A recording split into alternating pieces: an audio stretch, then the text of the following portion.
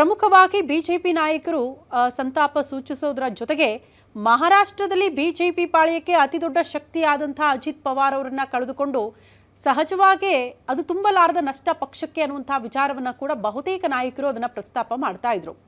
ಈಗ ಒಂದು ಹಂತಕ್ಕೆ ಕೆಲವರು ಅನುಮಾನ ವ್ಯಕ್ತಪಡಿಸ್ತಾ ಇರೋದು ಇಲ್ಲ ಮಹಾರಾಷ್ಟ್ರದ ಒಬ್ಬ ಉಪಮುಖ್ಯಮಂತ್ರಿಗಳು ಪವರ್ಫುಲ್ ರಾಜಕಾರಣಿ, ಪ್ರಬಲಶಾಲಿ ರಾಜಕಾರಣಿ, ಅವರು ಪ್ರಯಾಣ ಬೆಳೆಸುವಂತಹ ಒಂದು ಪ್ರೈವೇಟ್ ಜೆಟ್ ಈ ರೀತಿ ಪತನಕ್ಕೀಡಾಗುತ್ತೆ ಅಂದರೆ ಅದರ ಅರ್ಥ ಏನು? ಎಲ್ಲ ಆಯಾಮಗಳಲ್ಲೂ ಕೂಡ ತನಿಖೆ ಆಗಬೇಕು ಅನ್ನುವಂಥ ಸಹಜ ಅನುಮಾನ. ಒಬ್ಬ ಪವರ್ಫುಲ್ ರಾಜಕಾರಣಿ ಈ ರೀತಿ ವಿಮಾನ ಹತ್ತಿ ಕೆಲ ಕ್ಷಣಗಳಲ್ಲಿ ಅದು ಪತನಕ್ಕೀಡಾಗುತ್ತೆ ಅಂದರೆ ಆರಂಭಿಕವಾಗಿ ಒಂದಷ್ಟು ಅನುಮಾನಗಳು ಮೂಡೋದು ಸಹಜ. ಇವ್ರು ಹೇಳಲಿ ಬಿಡಲಿ, ಒತ್ತಾಯ ಮಾಡಲಿ ಬಿಡಲಿ, ಬಟ್ ಸಹಜವಾಗಿ ಸರ್ಕಾರದ ಪಾತ್ರ ಇರುತ್ತೆ, ಉನ್ನತ ರೀತಿಯಲ್ಲಿ ತನಿಖೆ ಆಗೇ ಆಗುತ್ತೆ. ಪತನಕ್ಕೆ ಕಾರಣ ಏನು ಅನ್ನೋದನ್ನು ಫೈಂಡ್ ಔಟ್ ಮಾಡೋ ನಿಟ್ಟಿನಲ್ಲಿ. ಬಟ್ ಪತನ ಹೇಗಾಯಿತು, ಯಾಕಾಯಿತು, ಯಾವ ರೀತಿ ತಾಂತ್ರಿಕ ದೋಷ ಆಯಿತು ಅನ್ನೋದ್ರ ಬಗ್ಗೆ ಫೈಂಡ್ ಔಟ್ ಆಗಿಬಿಡುತ್ತೆ. ಯಾವಾಗ ಅಂತ ಅಂದರೆ ವಿಮಾನದಲ್ಲಿದ್ದಂಥ ಆ ಬ್ಲ್ಯಾಕ್ ಬಾಕ್ಸ್ ಪತ್ತೆ ಆದಾಗ ಅಲ್ಲೊಂದು ಸ್ಪಷ್ಟ ಉತ್ತರ ಸಿಕ್ಕಿಬಿಡುತ್ತೆ, ಸ್ಪಷ್ಟ ಚಿತ್ರಣ ಸಿಕ್ಕಿಬಿಡುತ್ತೆ.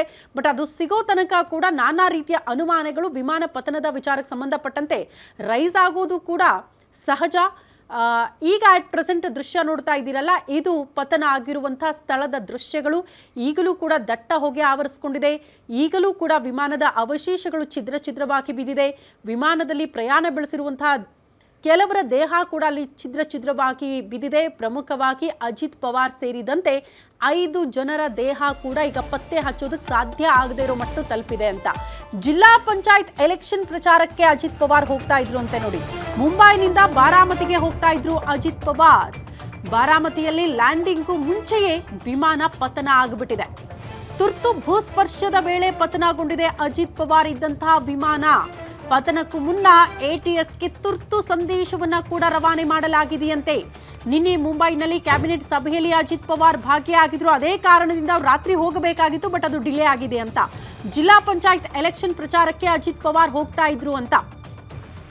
ಅವರ ಸ್ವಕ್ಷೇತ್ರ ಒಂದ್ ರೀತಿ ರಾಜಕೀಯ ಜನ್ಮಭೂಮಿ ಅಂತ ಕೂಡ ಕರಿಬಹುದು. ಜಸ್ಟ್ ಅದು ಅಜಿತ್ ಪವಾರ್ ಅವರಿಗೆ ಮಾತ್ರ ಅಲ್ಲ, ಅವರ ಚಿಕ್ಕಪ್ಪ ಶರದ್ ಪವಾರ್ ಅವ್ರಿಗೂ ಸೇರಿದಂತೆ. ಸೊ ಅದೇ ಜಾಗದಲ್ಲಿ ಒಂದು ಚುನಾವಣಾ ಪ್ರಚಾರಕ್ಕೆ ಹೋಗ್ತಾ ಇದ್ರು, ಒಂದು ಕಾರ್ಯಕ್ರಮದ ನಿಮಿತ್ತ ಹೋಗ್ತಾ ಇದ್ರು. ಫ್ಲೈಟ್ ಹತ್ತಿ ಕೆಲವೇ ಕ್ಷಣಗಳಲ್ಲಿ ಅದು ತಾಂತ್ರಿಕ ದೋಷ ಉಂಟಾಗುತ್ತೆ. ಭೂಸ್ಪರ್ಶ ಮಾಡಲೇಬೇಕಾದಂತಹ ಅನಿವಾರ್ಯತೆ ಎದುರಾಗುತ್ತೆ. ಆ ಕ್ಷಣಕ್ಕೆ ಪೈಲಟ್ ಎಟಿಎಸ್ಗೆ ಮಾಹಿತಿ ಕೊಡ್ತಾರೆ, ಭೂಸ್ಪರ್ಶ ಆಗ್ತಾ ಇದೆ ಫ್ಲೈಟ್ ಅಂತ. ಬಟ್ ಭೂಸ್ಪರ್ಶ ಆಗೋ ಹೊತ್ತಿಗೆ ಅದು ಸೇಫ್ ಆಗಿ ಲ್ಯಾಂಡ್ ಆಗಿದ್ರೆ ಇಷ್ಟೆಲ್ಲ ಸಮಸ್ಯೆಗಳಾಗ್ತಾ ಇರಲಿಲ್ಲ. ಬಟ್ ಅದು ಸೇಫ್ ಆಗಿ ಲ್ಯಾಂಡ್ ಆಗೋದಕ್ಕೆ ಸಾಧ್ಯ ಆಗಿಲ್ಲ. ಇದ್ದಕ್ಕಿದ್ದಂತೆ ಬೆಂಕಿ ಹೊತ್ಕೊಂಡು ಕ್ರಾಶ್ ಆಗಿ ಹೋಗಿದೆ ವಿಮಾನ ತುರ್ತು ಭೂಸ್ಪರ್ಶದ ಸಂದರ್ಭದಲ್ಲೇ. ಹಂಗಾಗಿ ಇಂಥದ್ದೊಂದು ದುರಂತಕ್ಕೀಡಾಗಿದೆ ಆ ವಿಮಾನ ಅಂತ. ಸೊ ಅದರಲ್ಲಿ ವಿಪರ್ಯಾಸ ಅಂತ ಅಂದ್ರೆ ಮಹಾರಾಷ್ಟ್ರದ ಉಪಮುಖ್ಯಮಂತ್ರಿ ಆಗಿರುವಂತಹ ಅಜಿತ್ ಪವಾರ್ ಕೂಡ ಪ್ರಯಾಣ ಬೆಳೆಸಿದ್ರು. ಅವರ ಜೊತೆಗೆ ಬಾಡಿಗಾರ್ಡ್ಗಳಿದ್ರು, ಸಹಾಯಕರಿದ್ರು, ಪೈಲಟ್ಗಳಿದ್ರು, ಕ್ಯಾಬಿನ್ ಕ್ರ್ಯೂ ಕೂಡ ಇದ್ರು. ಅಷ್ಟು ಜನ ಕೂಡ ದುರ್ಮರಣಕ್ಕೀಡಾಗಿದ್ದಾರೆ ಅನ್ನೋದ್ರ ಬಗ್ಗೆ ಡಿಜಿಸಿಎನೇ ಅಧಿಕೃತವಾದಂತಹ ಮಾಹಿತಿ ಕೊಟ್ಟಿದೆ. ಅಲ್ಲಿಗೆ 6 ಜನ, ಈ ವಿಮಾನದಲ್ಲಿ ಪ್ರಯಾಣ ಬೆಳೆಸಿರುವಂತಹ 6 ಜನ ಕೂಡ ದುರ್ಮರಣಕ್ಕೀಡಾಗಿದ್ದಾರೆ. ಓರ್ವ ಭದ್ರತಾ ಸಿಬ್ಬಂದಿ ಇದ್ರು, ಓರ್ವ ಸಹಾಯಕ ಕೂಡ ಅಜಿತ್ ಪವಾರ್ ಅವರ ಜೊತೆಗೆ ಹೋಗ್ತಾ ಇದ್ರು. 2 ಪೈಲಟ್ಗಳು, ಓರ್ವ ಕ್ಯಾಬಿನ್ ಕ್ರ್ಯೂ ಕೂಡ ಈ ವಿಮಾನದಲ್ಲಿ ಪ್ರಯಾಣ ಬೆಳೆಸಿದ್ರು ಅನ್ನೋದ್ರ ಬಗ್ಗೆ ಮಾಹಿತಿ ಸಿಗ್ತಾ ಇದೆ. ಬೆಳಗ್ಗೆ 8:45 ಸುಮಾರಿಗೆ ಮೋಸ್ಟ್ಲಿ ಈ ದುರಂತ ಆಗಿ ಹೋಗಿತ್ತು ಅಂತ. ಪ್ರಮುಖವಾಗಿ ಮುಂಬೈನಿಂದ ಟೇಕ್ ಆಫ್ ಆದಾಗ ಸಮಯ ನೋಡಿದ್ರೆ 8:05. ಜಸ್ಟ್ 30 ನಿಮಿಷಗಳ ಅಂತರದಲ್ಲೇ ಎಲ್ಲವೂ ಕೂಡ ಆಗಿ ಹೋಗಿದೆ.